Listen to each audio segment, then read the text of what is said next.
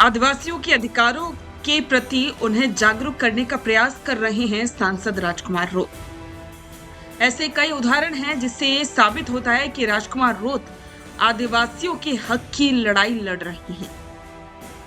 इस वीडियो में आप देखेंगे कि राजकुमार रोत ने किस तरीके से आदिवासियों के अधिकारों के प्रति उन्हें जागरूक करने का प्रयास किया है और साथ ही बीजेपी पर उन्हें बांटने का आरोप भी लगाया है।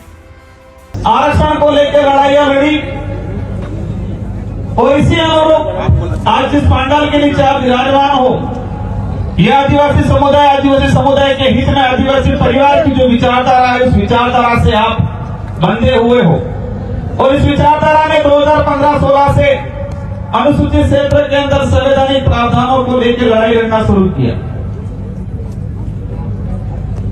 तो आरक्षण का जो इतिहास है, देश लेवल पे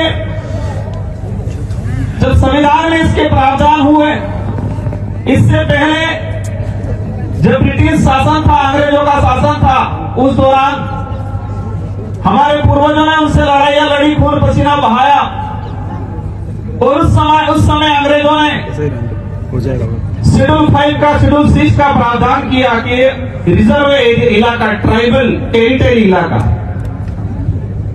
और इसी को संविधान के अंदर सम्मिलित किया गया। और आज मैं सांसद के रूप में हूं, रिजर्व कैटेगरी से जो अधिकारी कर्मचारी हैं, वो हम सब उसी का परिणाम है। शेड्यूल 5 के प्रावधानों का, उसकी वजह से हमें ये रिजर्वेशन का प्रावधान मिला। आज देश के अंदर, केंद्र के अंदर 7% रिजर्वेशन मिलता है। देश की जो जनसंख्या है, उस जनसंख्या के हिसाब से 7 से 8% एसटी है, तो 7 से 8% लमसम केंद्र में रिजर्वेशन मिल रहा है। केंद्र की सरकार की जो भर्तियां होती है देश लेवल, पहला स्टेप वो हो गया। सेकंड नंबर, राज्य स्तर की भर्तियों में राजस्थान के अंदर 13% आदिवासी समुदाय है 2011 की जनगणना के अनुसार। तो राज्य के अंदर 13% रिजर्वेशन मिलना चाहिए, लेकिन कई बार नहीं मिल पाता है।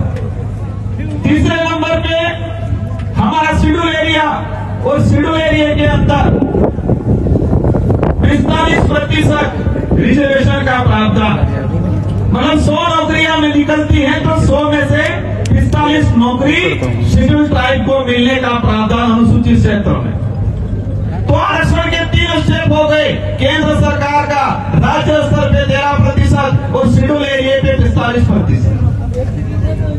अब होता क्या है,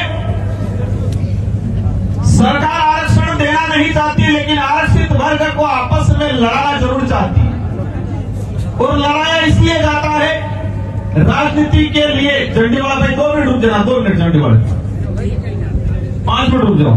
कि आरक्षण के अंदर कैटेगरी की जाएगी, मतलब संथाल अलग, भीड़ अलग, गोंड अलग, सहरिया अलग, मीणा अलग, धानका अलग, गरासिया अलग।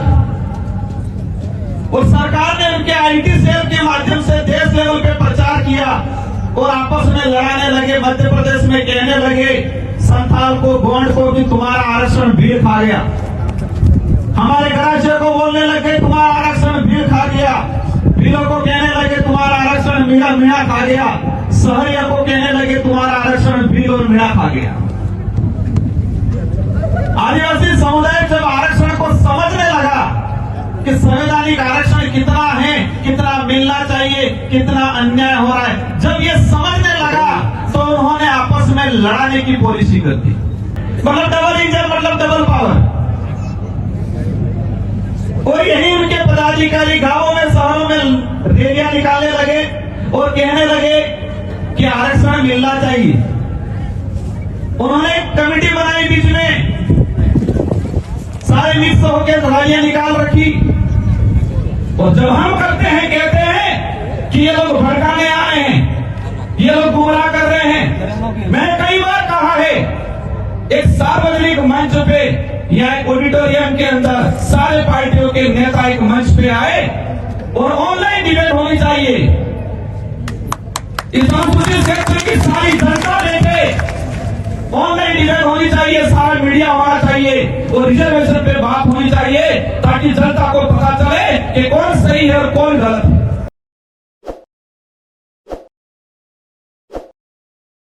ताज़ा खबरों के लिए विजिट करें द फैक्ट इंडिया की वेबसाइट और डाउनलोड करें द फैक्ट इंडिया ऐप।